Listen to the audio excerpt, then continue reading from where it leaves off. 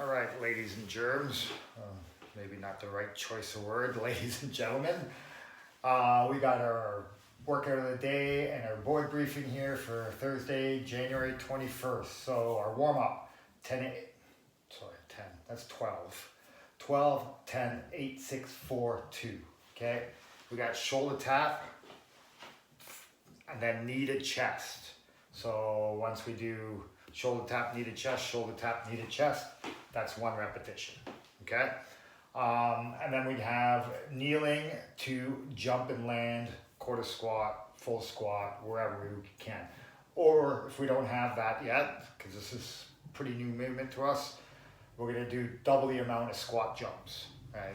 We're looking for a powerful hip extension in both of those categories. Then we got some prep work to do. We got 10 Samson stretches. We're gonna alternate sides, right? 10 arm circles, 10 one way, 10 the other. 10 floor slides or wall slides as we know them. 10 bent over rows with both hands on the dumbbell, okay? And then 10 suitcases, deadlifts on one side, 10 on the other. 2 rounds. Then we got our workouts. So something like Olympic weightlifting today, except we're gonna be using a dumbbell. So we got 6 sets of 3 position single arm dumbbell power snatch. 5 reps each side before we switch sides, all right? And then we got a finisher, 10 inchworm to zombie pulls, 8 reps of the hip opener drill number 1. So the links are posted for that right there, okay? Let's go back to our warm up a little bit, do a little more explaining. So for me, these shoulder taps are fine, but then when I go to knee to chest, it's more of knee to elbow for me, okay? If you're flexible enough, you can get your knee up there, but if you're not flexible, end up gonna be to our elbow or something in that range of motion there. Really thinking about staying in a nice flat plank position as we're going into these knee to chest and the shoulder taps. We want to try to stop rotating our hips and stay nice and still through the lower body there, okay? And like I said before, if we don't have kneeling to a jump and land, we're going to do double the amount of squat jumps here. Powerful hip extension, okay? 2 rounds of Samson stretching. So very beneficial if we're going to take our hands and interlock them and then turn them up overhead, right? I'm not very good at it, but it does improve once you start doing it, right? If you never try it, you'll never get better at it. So let's try to interlock our hands and turn our palms up to the sky, all right?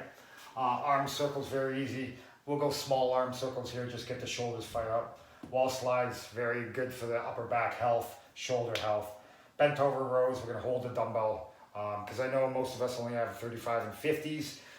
We're just gonna hold it in both hands like this. Not to say that you can't do dumbbell rows like this. It's just a little bit more what we're looking for in the prep work here. And then the suitcase deadlifts, dumbbell in one hand, hinging at the hip, bending these knees a little bit more than conventional deadlift to have the one head of the dumbbell touch the ground, right? 3 position power snatch. We're gonna pull from the ground every single time, so we got tons of hinging, right? We can pull from between the legs as well, with the dumbbell touching between the legs. First, we're gonna come up to a high hang, then we're gonna go from the floor to a dumbbell high pull, and then we're gonna do a dumbbell snatch right after that, right? So that's the 3 positions, and you can do that 5 times on each arm, okay? So we'll finish 5 sets on one arm, 5 sets on the other arm, and then we'll repeat that 6 times, all right? And then our finisher, a little bit of mobility and strength and core work all sort of added into one. And if you check out the links, they're pretty funny movements, but useful and well thought out as well. All right, guys, have fun with the day.